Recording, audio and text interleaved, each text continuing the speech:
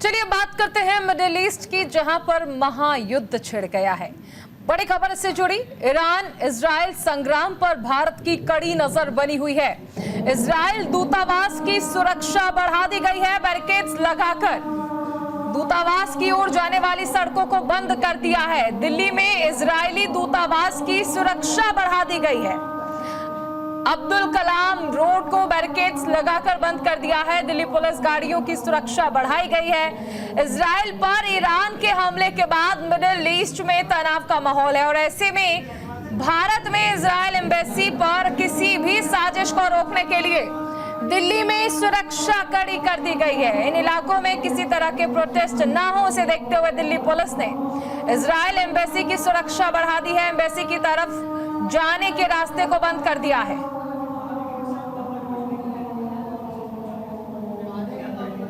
दिल्ली में मौजूद Israel embassy के पास बीते कुछ साल में 2 बार संदिग्ध आईईडी ब्लास्ट हो चुके हैं।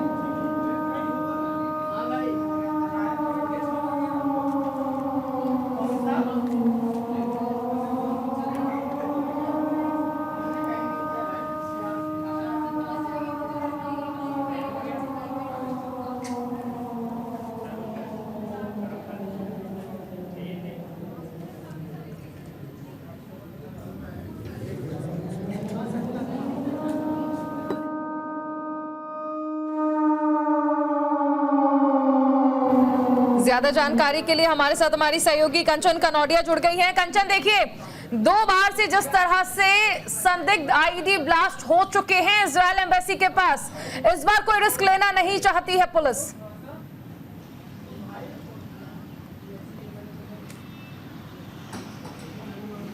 जी बिल्कुल, देखिए मैं आपको बता दूं, इस वक्त हम मौजूद हैं दिल्ली के एपीजे अब्दुल कलाम रोड पर, जहां पे इजरायली एम्बेसी स्थित है। आपको मैं दिखाना चाहूंगी कि किस तरीके से पूरे रोड को इस तरफ 3 लेयर बैरिकेडिंग जो है की हुई है।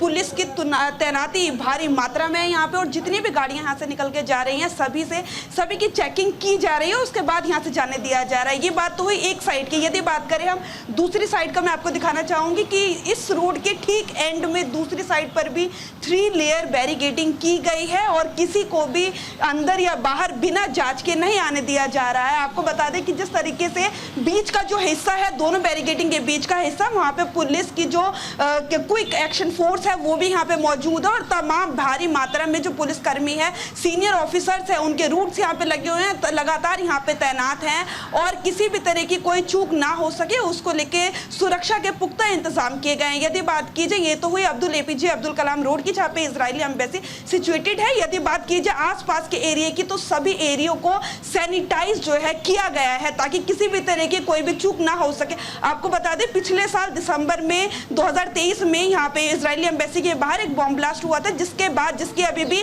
तहकीकात चल रही है और जांच की जा रही है कि किस कारण से हुआ था और किन लोगों ने किया था। और उसके बाद ठीक ईरान और इजराइल के बीच जब मिडल ईस्ट में गर्मा गर्मी का माहौल बना हुआ है, उसको लेकर हिंदुस्तान जो है, भारत जो है वो एकदम अलर्ट मोड पे आ गया और किसी भी तरीके से कोई चूक ना हो उसको लेके अलर्ट मोड पर है। आपको बता दें कि ईरान ने कल जो है इजराइल पर 181 मिसाइलें दागी थी। 30 मिनट में 181 2000 किलोमीटर की दूरी से दागी थी। तो बेहद अहम हो जाता है कि भारत की जो सरकार है, इजरायली एम्बेसी है, उसके बाहर जिस प्रकार से लगातार 2 बार पिछले सालों में बॉम्ब ब्लास्ट हो गए हैं, उसको लेके आज कड़ी सुरक्षा की तैनाती यहाँ पे की गई है। बिल्कुल कंचन, ये भी समझना चाहेंगे कि अभी देखिए वहां पर स्थिति जो है वो किस तरह से, क्या सामान्य नजर आ रही है कि क्या अभी किसी तरह का कोई अंदेशा है, कोई इन्फॉर्मेशन हो किसी तरह के प्रोटेस्ट से जुड़ी हुई? क्योंकि आपको याद होगा नसरल्ला के मारे जाने के बाद भारत में कई जगह पर प्रोटेस्ट किए गए थे। अब ऐसे में जब ये स्पष्ट हो गया है कि एक बड़ा हमला इजराइल की ओर से किया जा सकता है, क्या कोई प्रदर्शन का अपडेट, किसी तरह की कोई जानकारी आपके पास?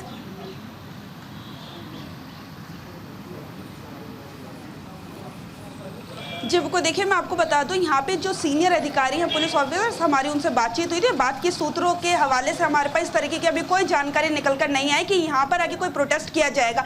यदि इस प्रकार की कोई आशंका हो तो उसको लेके दिल्ली पुलिस ने पहले ही आसपास के सभी एरिया को सैनिटाइज कर दिया गया और यहाँ पे पुलिस की भारी मात्रा में तैनाती की गई है। यदि कोई अराजक तत्व यहाँ पे किसी तरीके से एंट्री करना भी चाहे तो वो किसी भी सूरत हाल में ना कर सके। बीच का जो एरिया है वहाँ पे पुलिस की भारी मात्रा में तैनाती है। आसपास के सभी रोडों पे तैनाती की गई, रूट भी डाइवर्ट किए गए हैं। लेकिन किसी भी तरीके से आपने जिस तरीके से बताया कि कि लोग विरोध प्रदर्शन कर रहे हैं, उसको लेकर फिलहाल यहाँ पे कोई जानकारी नहीं है। लेकिन देखना ये होगा, पुलिस जो है बिल्कुल अलर्ट मोड पर है, भारी सुरक्षा की तैनाती है। सीनियर ऑफिसर्स का साफ तौर पे कहना है कि हम किसी भी सूरत हाल में यहाँ पे किसी भी चूक से बचने के लिए भारी तैनाती की गई है। सभी गाड़ियों को जो है देखकर उनको जांच करके तभी आगे जाने दिया जा रहा है और आने दिया जा रहा है। किसी तरीके की गुंजाइश नहीं है यहाँ पर कि कोई बाहर से आकर ये प्रदर्शन कर सके। फिलहाल यहाँ पे यही माहौल है और प्रदर्शन की किसी भी तरीके की कोई जानकारी या अपडेट सूत्रों के हवाले से फिलहाल नहीं है। चलिए, बहुत शुक्रिया तमाम जानकारी के लिए कंचन। इस बीच एक बड़ी खबर आ रही है। ईरान इजराइल संग्राम को लेकर भारत सरकार ने एडवाइजरी जारी कर दी है। विदेश मंत्रालय ने भारतीयों के लिए एडवाइस जारी की है। एडवाइजरी जारी कर भारतीयों को इजराइल ना जाने की सलाह दी गई है। सुरक्षा हालात पर भारत की कड़ी नजर बनी हुई है। ईरान में रहने वाले भारतीय सतर्क रहें।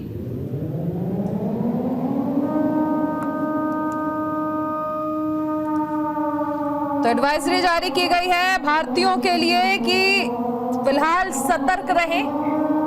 ईरान में रहने वाले भारतीयों के लिए ये एडवाइजरी है। देखिए, ईरान और इजराइल में जो स्थिति बनी हुई है, ऐसे में भारत की ओर से एडवाइजरी जारी की गई है सभी भारतीयों के लिए कि वो सुरक्षित रहें।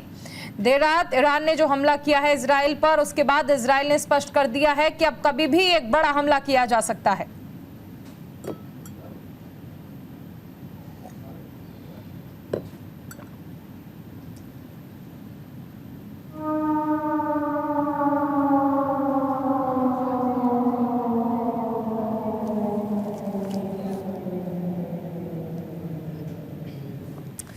हमारे साथ तमाम खास मेहमान जुड़ गए हैं।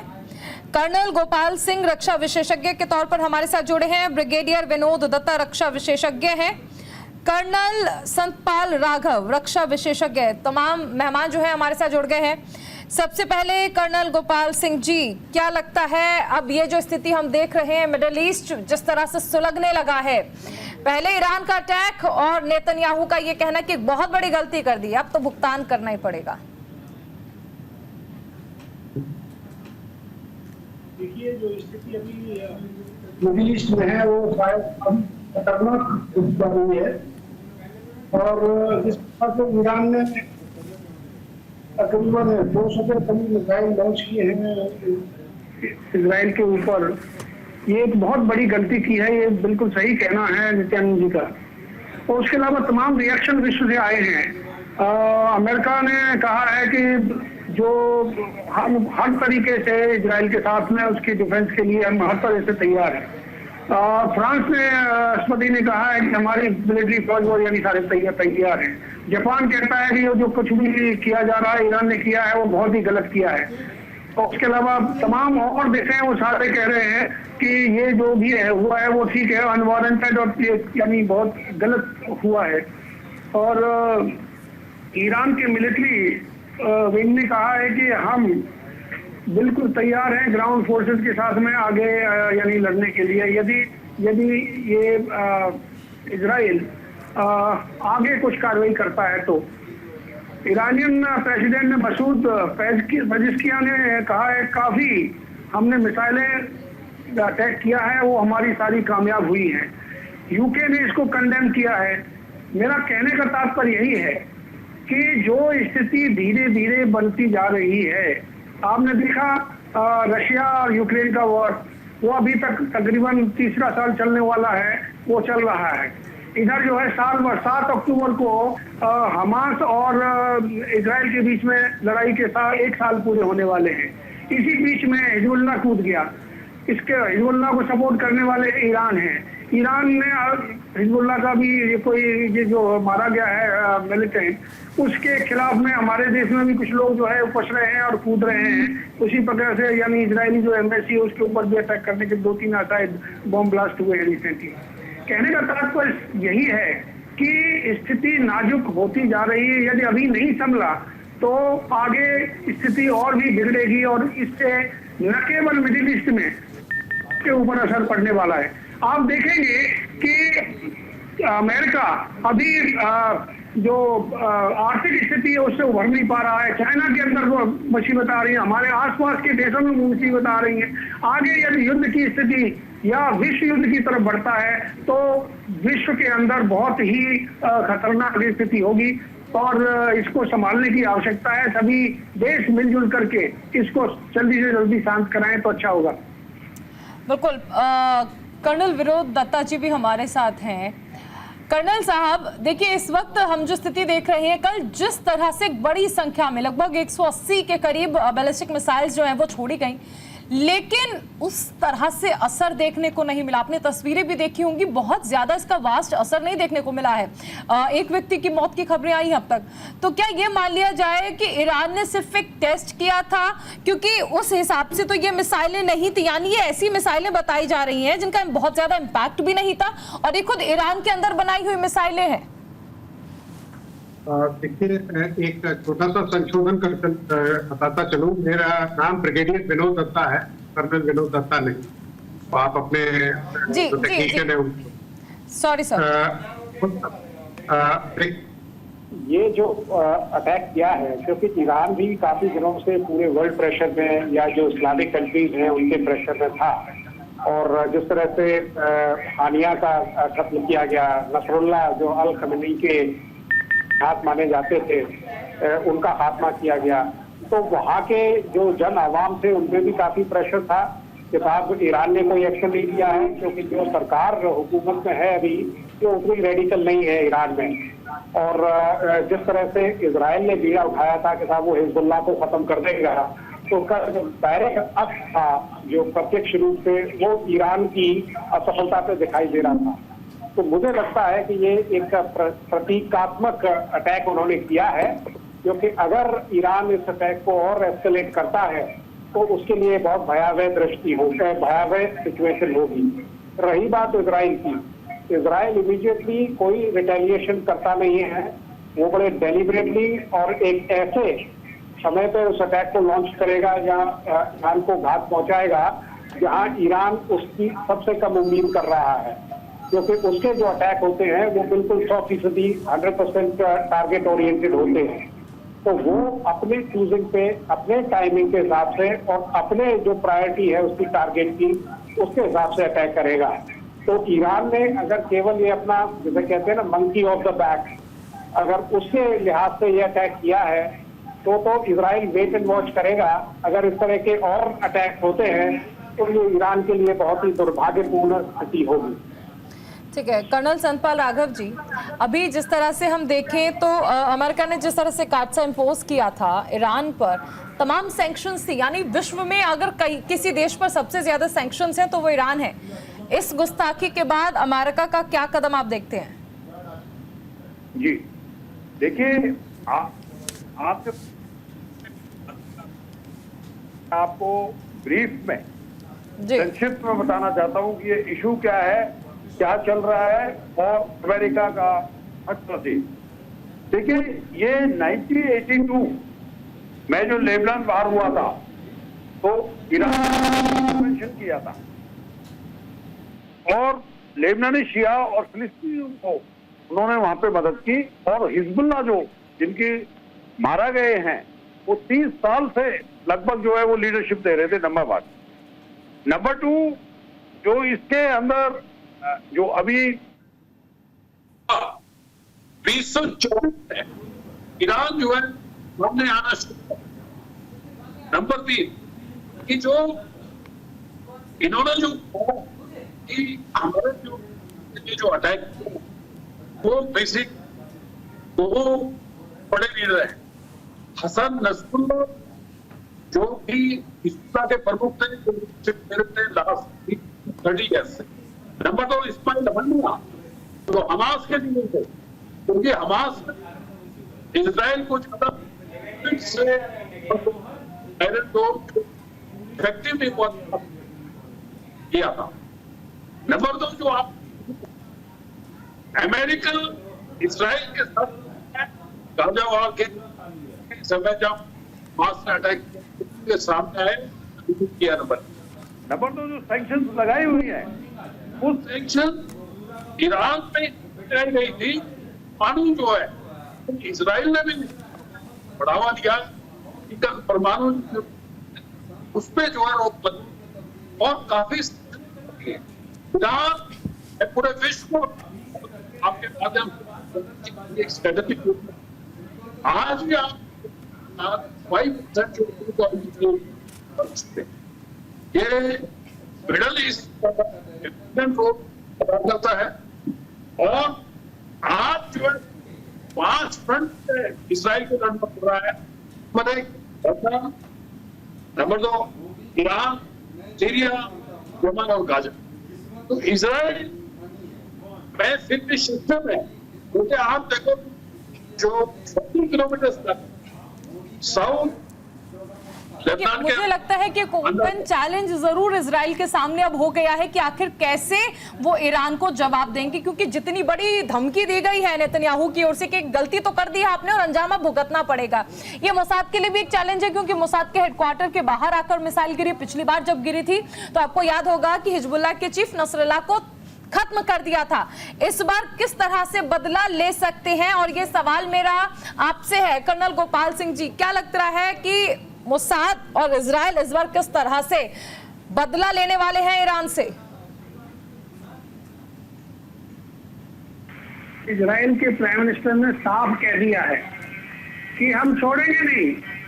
हमास के साथ में उन्होंने जो किया आपको पता है किस तरीके से उनको तकरीबन करदार बंद करके आ गए। दूसरा, मिलिटेंट और टेररिस्ट ऑर्गेनाइजेशन जो हिजबुल्लाह की है, जो सपोर्ट की जा रही है ईरान से, उसका भी यदि ईरान और ज्यादा सपोर्ट करके इस प्रकार से 180 या 200 करीब मिसाइलें फेंकता है तो क्या आप समझेंगे इजराइल शांत बैठेगा? और इजराइल के साथ में खासतौर से विश्व के इस वक्त तमाम देश टेररिस्ट एक्टिविटीज के खिलाफ हैं। हमारे भारतीय प्राइम मिनिस्टर जिस देश में गए हैं, यहाँ तक कि यूनाइटेड नेशन सिक्योरिटी काउंसिल या जनरल असेंबली में, अमेरिका में, फ्रांस में, ऑस्ट्रेलिया में, जहां जहां जिन देशों में गए हैं वहां पर इन्होंने, या भारत के अंदर G20 में समिट हुई उसके अंदर भी सारे देशों के सामने ये प्रस्ताव रखा, बातें रखी हैं कि टेररिस्ट या जो भी आतंकवादी को पनाह देते हैं या पनाह दे रहे हैं या उनको ट्रेन करके दूसरी जगह कार्रवाई कराते हैं, उनके खिलाफ करने की जरूरत है, आवश्यकता है। तो इस तरीके से ये ईरान जो कार्रवाई कर रहा है उससे सारे देश, तमाम देशों के बारे में आपके बारे में बता दो। यूएस प्रेसिडेंट ने कहा है अटैक वी कंडेम। ये जापान के प्राइम मिनिस्टर ने शिगोरू इशिबा ने कहा है Iran attack is unacceptable. Washington से Iran to face severe consequences. Iran के विदेश मंत्री कहते हैं अगर कुछ मुस्लिम कंट्रीज की बात कर ले तो उनके अलावा अगर देखें तो बाकी हर किसी ने इस अटैक का कंडेम किया है। ब्रिगेडियर साहब, क्या लगता है कि अभी ईरान के सामने कैसी स्थिति रहने वाली है, क्योंकि आपने सीधा चैलेंज इजराइल को किया है। यहाँ ये वही इजराइल है जिसका मोसाद दूसरे देश में, यानी ईरान में, आपको पता होगा कि अभी जो एक इंटरव्यू है एक्स प्रेसिडेंट का, उन्होंने कहा कि मोसाद का कारनामा तो ये था कि हमारे भेजे हुए हमारे एजेंट्स को खरीद लिया और हमारे खिलाफ इस्तेमाल किया, जिस दौरान परमाणु डॉक्यूमेंट्स ले जाकर इजराइल को दे दिए थे। उस मोसाद को सीधे तौर पर चैलेंज करना ईरान के लिए कितना भारी पड़ेगा इस बार? बिल्कुल आपने ठीक आकलन किया है, क्योंकि ये इंटरव्यू एक उनके जो पुराने प्रेसिडेंट साहब थे उन्होंने दिया था, और मोसाद के अंदर ये काबिलियत है, उसके अंदर ये कुव्वत है, उसके अंदर ये कैपेबिलिटी है कि वो किसी को भी कहीं भी जाके सेंधमारी कर सकते हैं या खरीद सकते हैं। और अब ये देखिए, जब से नसरुल्लाह का कत्ल किया गया है या असैसिनेशन हुआ है, उसके बाद खमनैनी साहब हर रात अपनी जगह चेंज कर रहे हैं, हर 8 घंटे बाद वो अपनी जगह चेंज कर देते हैं। सबसे ज्यादा खौफ में वही हैं। और इन सब चीजों को देखते हुए, और अब दुनिया में कोई भी ऐसा इजराइल दुश्मन अगर है और वो अगर शांति से सो रहा है तो मैं इस बात को मानने से बिल्कुल तैयार नहीं हूँ, क्योंकि इजराइल कभी भी किसी भी वक्त किसी भी तरीके से कहीं भी स्ट्राइक कर सकता है। तो ईरान में ये केवल अपनी जो वहाँ का अवाम है उसको रोकने के लिए, उसको संतुष्ट करने के लिए, जो इस्लामिक ब्रदरहुड है उसको वो करने के लिए ये सब अटैक किए हैं। लेकिन हाँ, अगर इजराइल इसका काफी इसका संज्ञान लेता है सीरियसली, तो ईरान के लिए बहुत बड़ी समस्या खड़ी हो जाएगी। वैसे भी अमेरिका ईरान के साथ नहीं है, और ईरान और इजराइल ने ये बिल्कुल साफ और वाज़ेह कर दिया है कि वो आतंकवाद, अमेरिका ने तो 2018 में ही साथ छोड़ दिया था, बल्कि काटसा भी लगा दिया था ईरान पर। तो ऐसे में तमाम सैंक्शंस एक तरफ और इस वक्त जो स्थिति है वो एक तरफ। आगे भी हम इस चर्चा को जारी रखेंगे। अभी एक बहुत छोटे से ब्रेक के लिए हमें रुकना पड़ रहा है। बने रहिए न्यूज़ इंडिया के साथ। ब्रेक के बाद स्वागत है आपका। मिडिल ईस्ट में महायुद्ध छिड़ा हुआ है और ऐसे में चर्चा कर रहे हैं तमाम खास मेहमान हमारे साथ बने हुए हैं। मैं आपके पास आना चाहूंगी कर्नल संतपाल राघव जी। देखिए, ईरान ये स्पष्ट तौर पर कह रहा है कि माना कि हमने यूएस से कोई सलाह नहीं ली थी इस अटैक से पहले, लेकिन हम वार्न जरूर कर रहे हैं अमेरिका को कि बीच में इंटरवेन ना करे। क्या ईरान इतना सक्षम है और क्या अमेरिका इतना कमजोर है कि ईरान उसे चैलेंज करे? जी देखिए, एक सक्षम है और एक तो जो इंटरेस्ट वो मिडल इजराइल बेस देता है। ईरान अपना मनोबल बढ़ाने के लिए और इस्लामिक दुश्मन दिखाने के लिए बहुत मजबूत है। और अगर आप ग्राउंड टेक्नोलॉजी में देखें, इजराइल भी सक्षम है और अमेरिका के बाद जो है, क्या वो मैरिटाइम या वो आउट फोर्सेस बहुत ज्यादा रिस्क और वो बहुत इफेक्टिव वॉरफेयर जो डैमेज बहुत बड़ी है। लेकिन अमेरिका जो है वो अपने हित के हिसाब से और वर्ल्ड को एक जहां तक और सिविल कट में ये सब चीज देखते हुए वो किसी पहले कोशिश करता है कि ना उन्होंने कहा कहा है कि हम 3 जो बैंक है रेवोल्यूशनरी वो बहुत डैमेज हुआ है। एक नवेटा में है, एक आतिफ में और एक मैं आपको कहूँ इजराइल तय किया है, तय किया है, डैमेज किया है।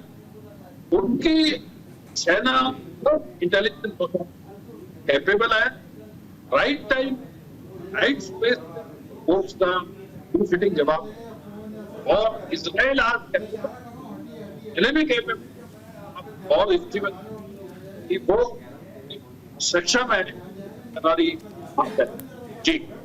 ठीक है ब्रिगेडियर साहब, इजराइल पूछ रहा है कि यूएन अब कहाँ है? एंटोनियो गुटेरेस जो ये कहते थे कि शांति हर चीज का हल है, शांति का पाठ पढ़ाने वाला यूएन अब चुप क्यों है? और इजराइल पर जो अटैक किया गया ईरान पर, उस पर यूएन जवाब क्यों नहीं दे रहा है? वो ये भी कह रहे हैं कि अब अगर इजराइल अटैक करे तो फिर हमसे ये मत कहिएगा कि इतना भीषण क्यों कर दिया।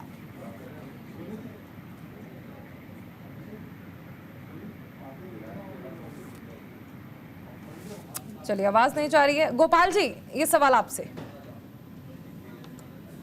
ये यूनाइटेड नेशंस जब से बना है अब तक सैंक्शन लगाने में माहिर रहा है, लेकिन उन सैंक्शन से किसी भी देश के ऊपर असर नहीं पड़ा जी, और ना ही अब पड़ने वाला है।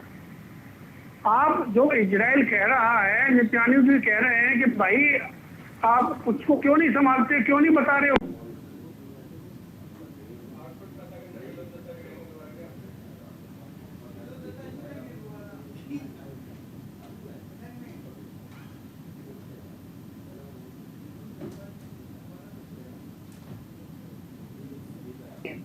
जो मेरा मानना है, तो इसलिए उनसे पूछे न पूछे उससे कोई फर्क नहीं पड़ता। यदि उनके अंदर सामर्थ्य होती तो अब तक कभी के आकर के इंटरव्यू करने की बात करते, लेकिन वो नहीं है। इसलिए नेतन्याहू या पीएम इजराइल ने जो सोच लिया है और वो करके हटता नहीं उससे पीछे, तो करके छोड़ते हैं। नहीं, लेकिन गोपाल जी, मैं ये कहना चाह रही हूँ कि यहाँ पर जिस तरह के ये पूरा मैटर रहा है, ईरान ने अटैक किया इजराइल पर। गोपाल जी मुझे सुन रहे हैं आप? मैं संतपाल जी के पास जाना चाहूंगी। संतपाल जी देखिए, अगर हम इस मैटर में देखें तो जिस तरह से अटैक किया गया है ईरान का इजराइल पर, इजराइल तो कह रहा है यूएन से कि अब चुप्पी क्यों है, अब शांति का पाठ क्यों नहीं पढ़ाया जा रहा है। यानी जो सर्वोच्च शिखर पर बैठे हैं, जब वो इस तरह पार्शियलिटी करने लग जाएंगे, अपना पराया देखने लग जाएंगे, उनकी ये चुप्पी कहीं ना कहीं गलत को बढ़ावा देने के लिए तो ये मान लिया जाए कि गलत की ओर इशारा कर रही है, और इसीलिए यूएन चुप है और इसीलिए ईरान इस कदर आगे बढ़ रहा है। जी देखिए,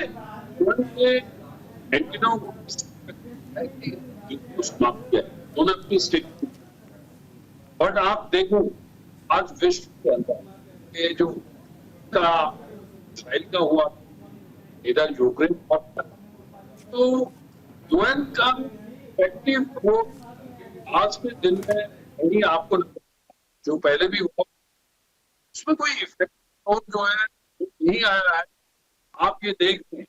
और आज विश्व के अंदर आप ये देखें और मैं कितने इफेक्टेड है। आज पूरा विश्व एक फैमिली की तरह है। अगर वॉर यहाँ पे है, उसका इफेक्ट आज हर जगह पड़ेगा। जैसे क्रूड ऑयल के एकदम 5% रेट हाइक हो गए हैं, बढ़ गए हैं, इसका इफेक्ट सारी कंट्रीज में पड़ेगा। तो आज जो है आवश्यकता है कि प्रेशर इतना दिया जाए, यूएन को एक स्ट्रॉन्ग बनाया जाए, जो कि हर कंट्री को जो भी गलत मानव अधिकारों के खिलाफ या कोई अलग ऐसी कार्रवाई करता है तो वो इफेक्टिव जो है एक्शन उनके साथ ले सके, जब ही एक प्रभावी यूएन का रोल होगा। जी जी ठीक है। एक चीज़ और समझना चाहेंगे कि देखिए, पहले जिस दौरान अटैक किया गया था उस दौरान ये समझ में नहीं आया कि आखिर इतना बड़ा अटैक कैसे हो गया, और इजराइल में किसी को खानोकान खबर नहीं लगी, मोसाद को खबर नहीं लगी। एक बार फिर से वही चीज़ हमने देखी है। इस बार ईरान ने अटैक किया, पिछली बार भी सवाल उठे थे कि मोसाद का क्या फ़ायदा। इस बार फिर से सवाल उठने लगे कि आखिर मोसाद की इंटेलिजेंस कहाँ गई, कैसे पता नहीं चल पाया कि ईरान की ये तैयारियां हैं और ईरान ने अटैक भी कर दिया।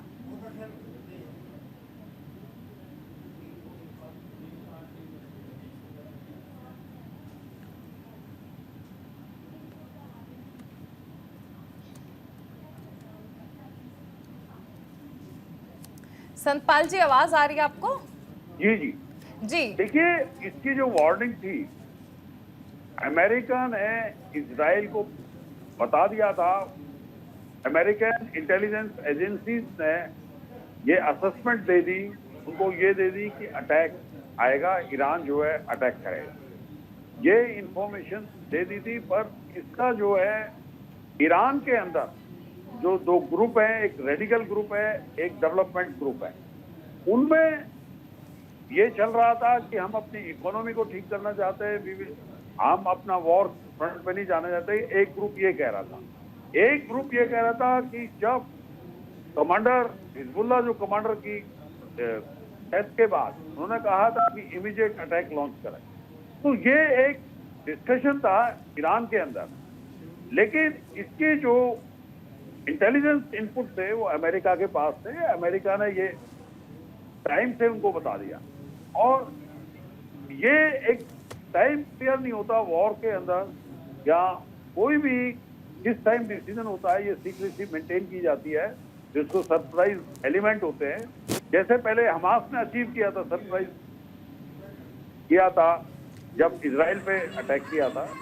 इस बार भी ईरान ने ये एक सरप्राइज तो नहीं कहेंगे हम इसको, टाइम का सरप्राइज था, लिमिटेड टाइम का। बाकी अटैक तो आना था, बिकॉज 30 साल से जो लीडरशिप दे रहे हैं लेबनान के अंदर हिजबुल्लाह, उनका मेजर प्लेयर था, उसका बदला तो इनको लेना था। और जो कल भी जो अटैक हुआ था, आतंकी जो मंगलवार को अटैक हुआ, वह आतंक का अटैक हुआ, जिसमें 6 इजरायली के जो है लोग शहीद हो गए उसके अंदर। तो कल भी उन्होंने आतंक, ये उनके इजराइल की ओर से तो जो बयान जारी किया गया कर्नल साहब, उसमें तो साफ तौर पर लगा कि 6 लोगों का मर्डर किया गया है। हम लौटेंगे आपके पास। एक बड़ी खबर आ रही है इजराइल से, ये बड़ी खबर है, आईडीएफ के टॉप कमांडर्स की बैठक चल रही है। इजराइल कर रहा है ईरान पर हमले की तैयारी। इजराइल के F-16 स्टैंड बाय पर तैनात कर दिए गए हैं और कभी भी हमले का आदेश दिया जा सकता है। बड़ी खबर आपको बताई जा रही है, इजराइल डिफेंस फोर्स पूरी तरह से तैयार है और कभी भी अटैक किया जा सकता है। देखिए, जैसे ही अटैक किया गया था ईरान की ओर से, आपने देखा था कि नेतन्याहू ने किस तरह से बंकर में जाकर इमरजेंसी बैठक ली थी और तभी से ये माना जा रहा था कि इस तत्परता से जो ये बैठक की जा रही है, यानी इजराइल कुछ बहुत बड़ा करने वाला है।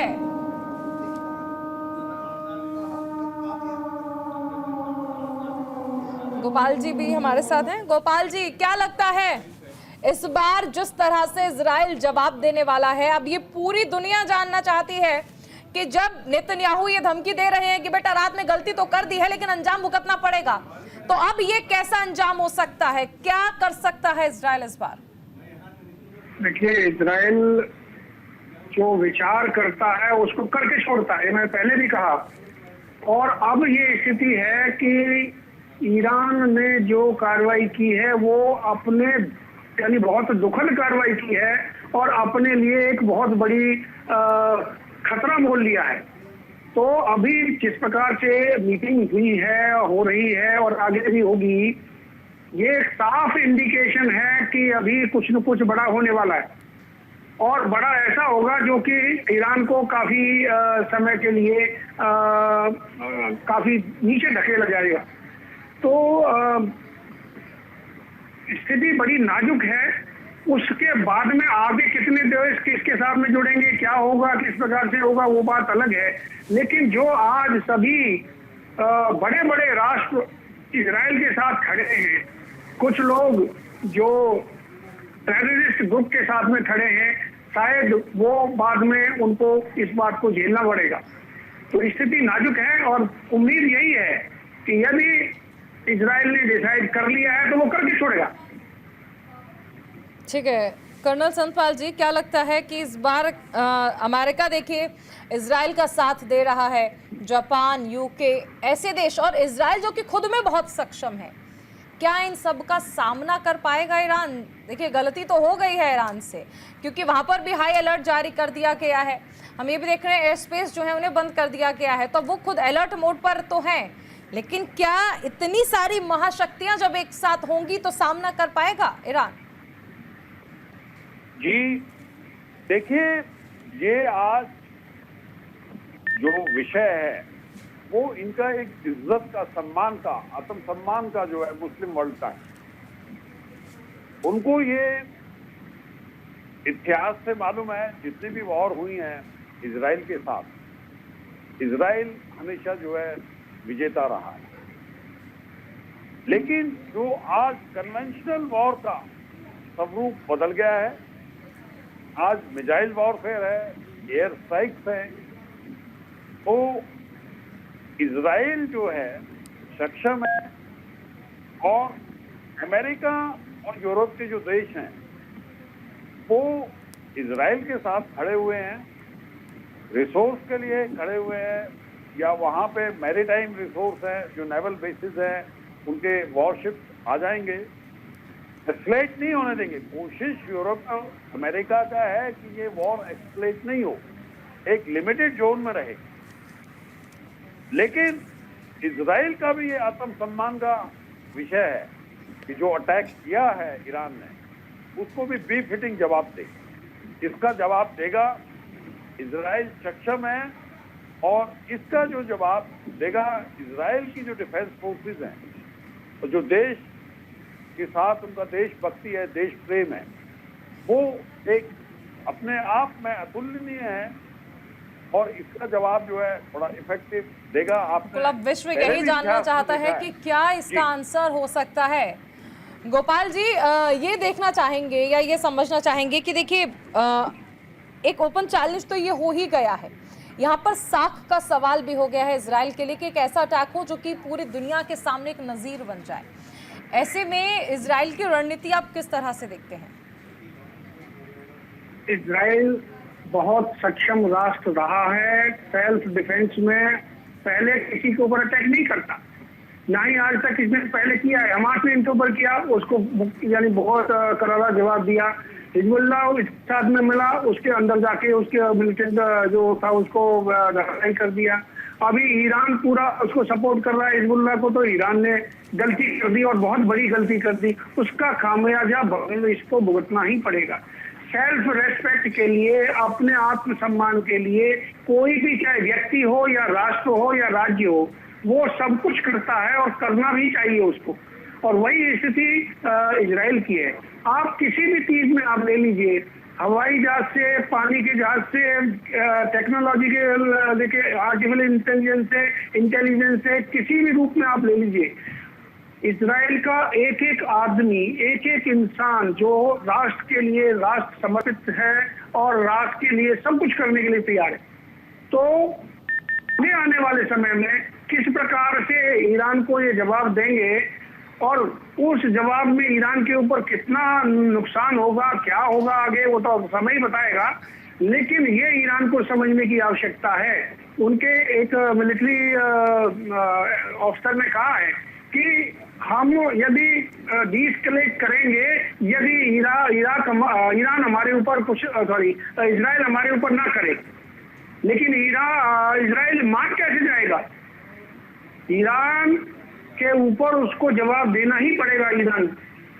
तो स्थिति नाजुक है और इजराइल ये भी सोचने वाली चीज है गोपाल गोपाल जी, ये भी सोचने वाली चीज है कि वो इजराइल जो कि पेजर अटैक करता है, वॉकी टॉकी अटैक करता है, यहाँ तक कि एक जगह साइंटिस्ट को उनके देश में मार देता है, उसकी शक्ति का यहाँ पर अंदाजा लगाना, मतलब सूरज को आप दिखा रहे हो दिया, इस तरह से कहा जा सकता है। तो ये मान लें कि एक ऐसा अटैक इस बार ईरान पर होगा कि उसे याद रहेगा कि उसके सामने कौन खड़ा था, मोसाद खड़ा था। खुद नेतन्याहू जिस तरह से भागते हैं, और वो हमने तस्वीरें भी देखी, भागते हुए बंकर में जाते हैं और इमरजेंसी बैठक बुलाते हैं, यानी कुछ ऐसा अंदेशा ये मान लें कि हो सकता है कि आज रात तक या कभी भी अटैक, और बहुत बड़ा अटैक हो सकता है इजराइल की तरफ से ईरान पर। देखिए, ईरान की सबसे बड़ी पावर क्या है? उसका तेल, और उसके अलावा जितने बार भी उनके पास में इंस्टॉलेशन है स्टोरेज के, मैं तो यदि कहूंगा कि यदि किसी प्रकार से उनके ऊपर अटैक हुआ तो ईरान का ध्वस्त होना लाजमी है। और इजराइल के पास में जो आपने 3-4 चीजें बताई हैं, उसके अलावा भी तमाम ऐसे उनके चीजें उनके पास में हैं जिससे कि हर जगह वो अटैक कर सकते हैं। अब क्या किया जाएगा, कैसे किया जाएगा, वो तो आने वाला समय ही बताएगा, लेकिन होना जरूर है, कुछ न कुछ जरूर होगा। ठीक है, कर्नल संतपाल जी, यही सवाल मैं आपसे भी पूछना चाहूँगी कि इजराइल के पास तमाम चीज़ें हैं और उनकी शक्तियों का नमूना हम देख चुके हैं। इस बार क्या लगता है कि अभी तक क्योंकि अटैक नहीं किया गया है, तो जो अटैक होगा वो एक ऐसा अटैक होगा कि विश्व याद रखेगा। क्या लगता है, क्या रणनीति बनाई होगी इस बार इजराइल ने?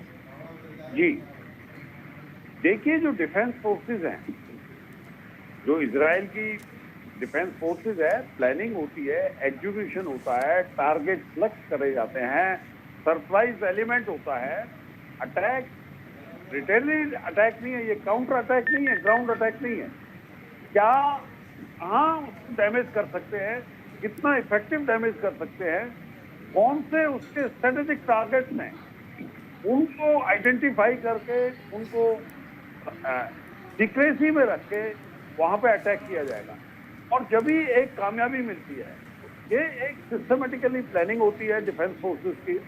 और उसके लिए मैं आपको ये बताना चाहता हूं, आपके चैनल के माध्यम से पूरे विश्व को बताना चाहता हूं कि इजरायली का जो अटैक होगा वो ईरान के ऊपर बड़ा सीवियर अटैक होगा, और इतना सीवियर अटैक होगा कि बहुत उसको मुश्किल हो जाएगी। और ये ईरान को भी मालूम है। अगर हम तुलना करते हैं उनकी ईरान की सैन्य शक्ति और इजराइल की सैन्य शक्ति, इजराइल की सैन्य शक्ति बहुत ज्यादा है, क्या वो एयर वॉरफेयर है, क्या वो ग्राउंड वॉरफेयर है, क्या वो नेवल वॉरफेयर, और इजराइल सक्षम है और कमिटेड है, और 5 फ्रंट पर उसको मालूम है कि मुझे 5 फ्रंट पे लड़ना है। तो ये एक बहुत बड़ा ईरान के ऊपर एक सीवियर अटैक होगा और इसका जो है वो जवाब देंगे। सिर्फ time and space, accurate time, किस टाइम पे देना है, कितने स्पेस पे देना है, कितनी इफेक्टिव देना है। और मुझे नहीं लगता कि ईरान जैसी गलती जो है वो इजराइल करने वाला है, क्योंकि ईरान ने तो ऐसे मिसाइल्स फेंक दी, नो एक्यूरेसी जिसे कहा जाए, क्योंकि पैलेस्टीन में भी आकर गिरी और जहां पर भी गिरी वहां पर, जहां इजराइल में गिरी है वहां पर रेजिडेंशियल एरियाज नहीं है, और इसीलिए वो कह भी रहे हैं कि नो एक्यूरेसी, यहाँ मतलब बहुत ज्यादा एक्यूरेसी आपकी इस अटैक में नहीं रही है। लेकिन इजराइल जब अटैक करेगा तो पूरे एक्यूरेसी के साथ, पूरी तैयारियों के साथ करेगा। गोपाल जी देखिए, अभी कर्नल सतपाल राघव ने बहुत अच्छे तरीके से बातें रखी हैं। उसमें सबसे बड़ी बात है कि कौन कौन से टारगेट, स्ट्रेटेजिक टारगेट कौन से हैं, लॉजिस्टिक टारगेट कौन से हैं, फ्रंट लाइन टारगेट कौन से हैं, कौन कौन से टारगेट से चुनेंगे, किस प्रकार से करेंगे। देखिए, ये मिलिट्री स्ट्रेटेजी और मिलिट्री वॉरफेयर के अंदर ये हम वो क्या करेंगे उसको हम नहीं बता सकते। लेकिन हाँ, इतना जरूर है कि जो भी किया जाएगा या जिस प्रकार से अटैक किया जाएगा वो बहुत ही सीवियर होगा और ईरान के लिए ये बहुत ही खतरनाक होगा। रही बात कि क्या ये सिविलियंस के ऊपर होगा, ये बिल्कुल नहीं। मिलिट्री कभी भी सिविलियन के ऊपर अटैक नहीं करती है। वो military installation, strategic point, strategic location, strategic उनके युद्ध भंडार और तमाम ऐसी जगह जहां पर से सेना को मदद मिलती है, उन सारी चीजों को यदि ध्वस्त किया जाए तो आगे उठने में ईरान की ताकत उसका तेल है, तो क्या वहां पर भी अटैक किया जा सकता है? क्योंकि दुश्मन को कमजोर तो करेगा अब इजराइल हर हाल में। देखिए, वही तो मैं कह रहा हूँ कि जो भी अब इन चीजों को हम कैसे कहें, planning, preparation, identification, intelligence, all सारा कुछ हो चुका होगा और पहले से ही सारी तैयारी होगी और कहां पर करना है, कितने लेवल तक जाना है और जब आगे बढ़ेगा तो क्या विश्व की शक्तियां उसको कितना आगे जाने देंगी, रोकेंगी, नहीं रोकेंगी, ये तो आगे समय ही बताएगा। ठीक है कर्नल सतपाल जी, अभी क्या और मान लिया जाए कि कितना ये जो मिडिल ईस्ट में हम देख रहे हैं, ये मान लिया जाए कि अब सारे दुश्मनों को एक साथ ही तबाह कर कर मानेगा, खत्म कर कर मानेगा इजराइल, क्योंकि एक और रिस्क लेने के मूड में मुझे नहीं लगता कि अब इजराइल रहेगा। जी देखिए, ये इजराइल का आत्मसम्मान का विषय है, इसका बीफिटिंग जवाब दिया जाएगा। ओनली अभी प्रिपरेशन है और क्या टाइम है, क्या डिसेप्शन प्लान है, कितना सरप्राइज एलिमेंट है, उतना ही डैमेज ज्यादा होगा। अभी भी कोई भी मिलिट्री टारगेट या मिलिट्री वॉरफेयर के अंदर सरप्राइज एक सबसे बड़ी पावर है और डिसेप्शन सबसे बड़ी पावर है, जो कि इफेक्टिव डैमेज करने के लिए। तो ये इजराइल अपनी प्लानिंग कर रहा है।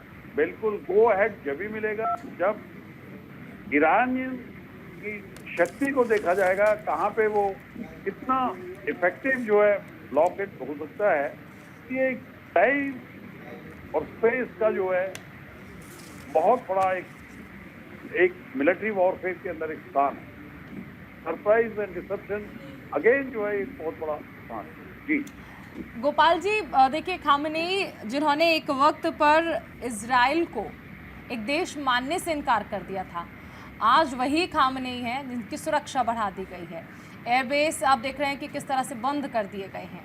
ये मान लिया जाए कि अंदेशा तो पहले से था ईरान को कि कुछ बड़ा ज़रूर होगा इजराइल की तरफ से, लेकिन जल्दबाजी में जो जल्दी हो गई, अब उससे बचने की तैयारियां ईरान में होती नजर आ रही हैं।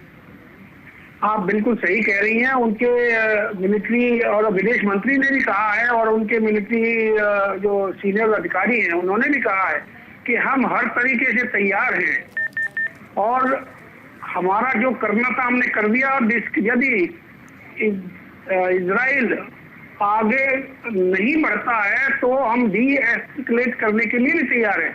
यानी उनको पता है कि इजराइल मानेगा नहीं, अपने सेल्फ रेस्पेक्ट के लिए करेगा और बहुत कुछ करेगा, तो इसलिए वो पहले से वो भी तैयार है। देखिए, जब वो किसी कदम लिया है, गलती की है, तो गलती के लिए उस गलती के ऊपर और बड़ी गलती करेगा, और जब और बड़ी गलती करेगा तो उसका खामियाजा उसको भरना ही पड़ेगा।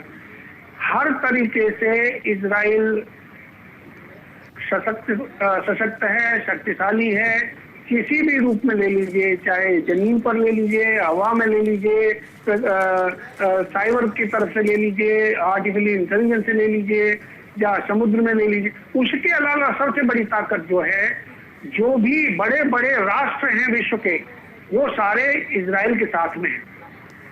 क्योंकि विश्व में, जैसे मैंने पहले कहा, विश्व में कोई भी राष्ट्र, कुछ राष्ट्रों को छोड़ करके जो मिलिटेंट एक्टिविटी आतंकवादियों को पनाह दे रहे हैं, उनको ट्रेन कर रहे हैं, और वो जो है उनसे दूसरे देशों में अस्थिरता फैला रहे, सारे राष्ट्र इससे बिल्कुल ही कतई इसके पक्ष में नहीं है। और गोपाल जी, हैरानी वाली बात ये होती है कि जब एक आतंकी की मौत होती है तो उस पर भी लोग प्रदर्शन करते हैं और कहते हैं कि वो शहीद हो गया है। ये विडंबना है कई देशों की, और ऐसी विडंबना हमने भारत में भी देखी है। चलिए, बहुत शुक्रिया हमारे साथ जुड़ने के लिए। कर्नल गोपाल हमारे साथ जुड़े हुए थे और कर्नल सतपाल जी भी हमारे साथ जुड़े हुए थे। इसी के साथ इस पेशकश में फिलहाल इतना ही। बने रहे न्यूज़ इंडिया के साथ। नमस्कार।